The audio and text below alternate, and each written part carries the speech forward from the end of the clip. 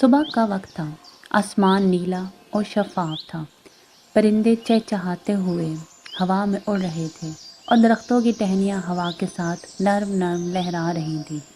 گاؤں میں ایک خاص سا سکون اور جادو سا محسوس ہو رہا تھا، مگر کسی کو کیا معلوم تھا آج کچھ خاص ہونے والا ہے۔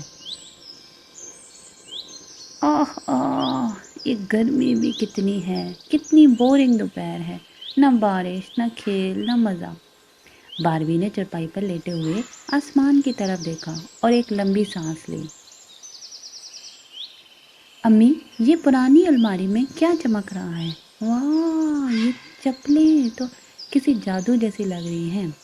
باربی نے حیران ہو کر سبز چپلیں ہاتھ میں اٹھاتی ہیں۔ جیسے ہی باربی نے وہ جادوئی چپل پہنی اور قدم آگے بڑھایا، آسمان پر بادل چھا گئے اور بارش شروع ہو گئی اور باربی کی آنکھیں حیرت سے کھل گئیں۔ یہ دیکھو، جہاں باربی جا رہی ہے بارش اس کے ساتھ ساتھ چل رہی ہے۔ گاؤں والے کھڑکی سے جھانکتے ہوئے دنگ رہ گئے۔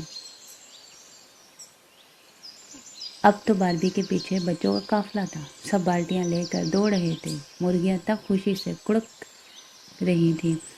گاؤں میں خوشی کی لہر دوڑ گئی۔ مگر جیسے ہی باربی نے چپل اتاری، بارش بند۔ سب نے حیرت سے باربی کی طرف دیکھا۔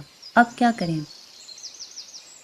باربی نے ایک چپل پہنی اور اب بارش صرف اس ایک پاؤں پر ہو رہی تھی۔ وہ اچھلتی کودتی ہنستی گاتی سب ہنسی سے لوٹ پوٹ ہو گئے۔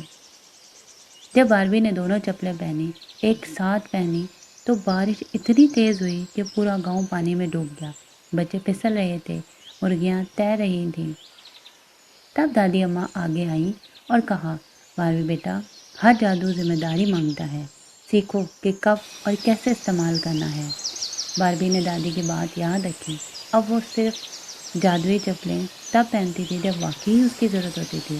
بارش بھی ہوتی تھی، خوشیاں بھی آتی تھیں اور سب ہنسی خوشی رہنے لگتے تھے۔